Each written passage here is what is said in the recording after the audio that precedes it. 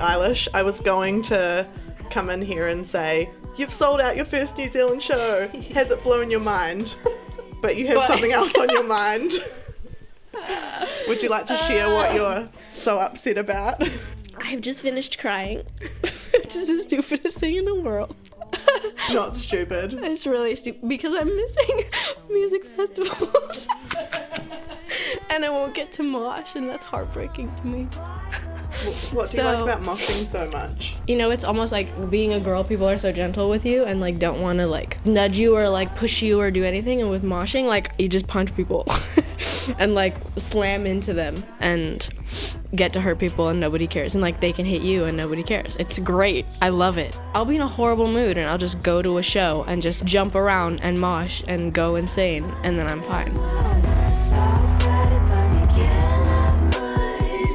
You've been singing for a long time. My whole life long. So has music always been a big part of your family life? Yeah, it's not really ever been a question because it was so us. Like it was, I never really thought to myself like, oh, maybe I could pursue music as a thing, because I always was already doing that.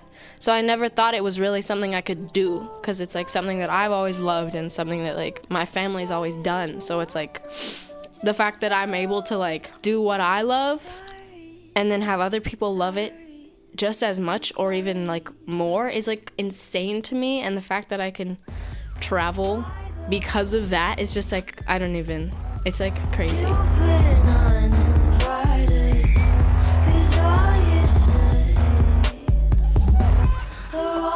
Same things I did. At what point in the piece did you and your brother start working together? We live in the same house. We always sang together. If I was singing something, he'd just sing harmony, or like the other way around. And then everyone else sings along, and then people start singing harmonies and like different. It's like really weird. We're just like always like making music out of nothing pretty much. Phineas started writing when he was like 12 or something, and I started writing at the same time, but like 4 years later, because he's 4 years older than me. And like 2015, I think we just were both like, why don't we do this together? We live 3 feet apart. Let's just do it. He just had this song that he wrote, and I had a song that I wrote, and we were like, let's write a song that we wrote. And we've just been doing that for years now. Do you have a method for splitting duties now? Is there a process to it, or just whatever happens? You know, it's always different, and I think that's what keeps it fresher, is because it's not routine. Like, it'll either be like I feel a really certain way and I really want to write about something, or I have a melody in my head that I've been thinking for a while, or I have chords, or I have just an idea, or like the other way around, if he has ideas. It just kind of starts out of nowhere, really. Or you can start with like production, or just acoustic, piano or guitar. And I think what we both agree on, he's right here, by the way. But what we both agree on is like, if you can play a song acoustic and it sounds good, it's like a real song. Because I feel like so many songs, the reason why they're good is because of the production and because of all the elements that are not the song. And if you played those acoustically, you'd be like, this isn't even like a song at all. And so we kind of have always lived by that rule, our own little made-up rule. So what happens if you disagree? Because siblings fight sometimes. Yeah. That's what's kind of cool about it, though, because it's like we're siblings, and we've always been siblings. So, like, of course we fight, and of course we have disagreements and don't have the same opinions on things, because you can't really have a sibling without arguing or whatever. But with like working together, it's like it kind of gives more of a more real effect, because we can just be honest with each other, and I think we both respect each other's opinions a lot. And so if he thinks something isn't so great, he's probably right. And like sometimes I'm probably right if I think something isn't great, sometimes not. 15 flares inside those ocean eyes. Your ocean eyes don't fall.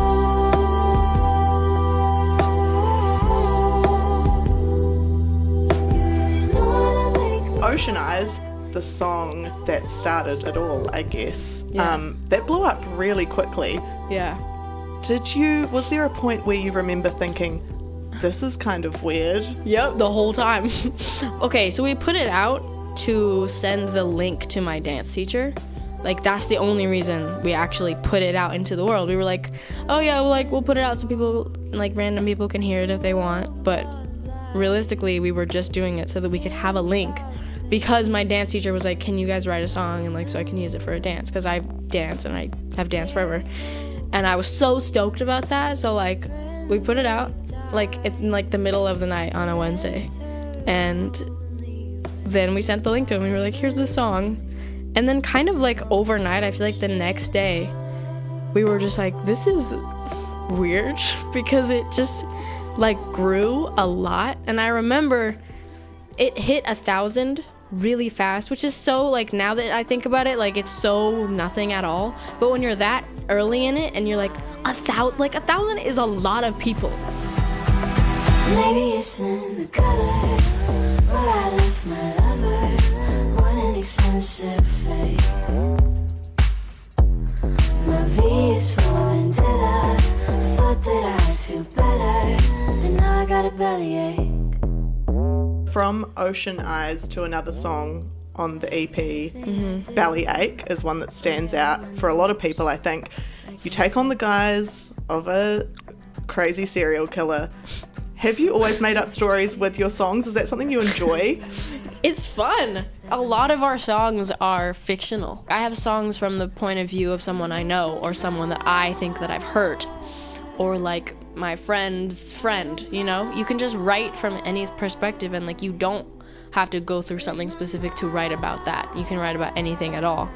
And so you can kind of take that next level and do whatever you want with it, because it's like your own movie basically, and you're just writing anything that can come to your mind. And the thing that I think is so interesting is that like you can write about real stuff and fake stuff. So it's like you can say some crazy stuff and people won't even know if it's real or not, because it could be fictional, it could be not. Do you think that creative side of songwriting is sometimes overlooked in exchange for, like, there seems to be a big focus on the moment at big production? I think me and my brother really feel that, because words are more powerful than some noises. And even though some noises are powerful, it's like that won't last very long. But what makes the song, I feel like, the realest and the most gonna last is like real content from at least a mind that is just thinking a little bit harder about certain things. Because a lot of artists just don't really think that hard. They just, you know, there's just like so many songs where it's like, oh, I love you and you hurt me and I'm sad. Like, okay, say that, but say it in another way that's like cooler, and maybe you haven't heard it in that way. I don't know, just like, you can do anything with songwriting. Why do the same thing that everyone else is doing? God. I don't wanna be you anymore. I'd say I Don't Want to Be You Anymore is like the most me song. Although I wrote it with my brother, he knows me too, and I'm sure he feels like a lot of the things that are in that song, but the whole song is singing to yourself. So like all the words are looking at yourself in the mirror, basically telling yourself. Like, I've listened to the song and been like, this song is someone else and it's written about me, and then I'm like, hey, it's me. Because the song is about not wanting to be you anymore, and everybody goes through that. And to say you don't go through that, you're a liar. Everybody has moments where they don't want to be them and they don't want to be someone else. Maybe you just don't want to be. And I feel like I go through a lot of, like, you know, depression and whatever, and I know that a lot of other people do too, but I have an outlet and I have a way of expressing it, and so many people don't, and I know that they feel the same way I do sometimes, and it's like, if you have that all inside you and there's no way at all to get it out, like, what can you do? So I feel like I write so that people can think of it as theirs. If you think that my song is exactly about your life, it is. Like, I don't even want to say that it's mine, because it's yours. So that song is very much real. Like, there's no fiction in that song whatsoever.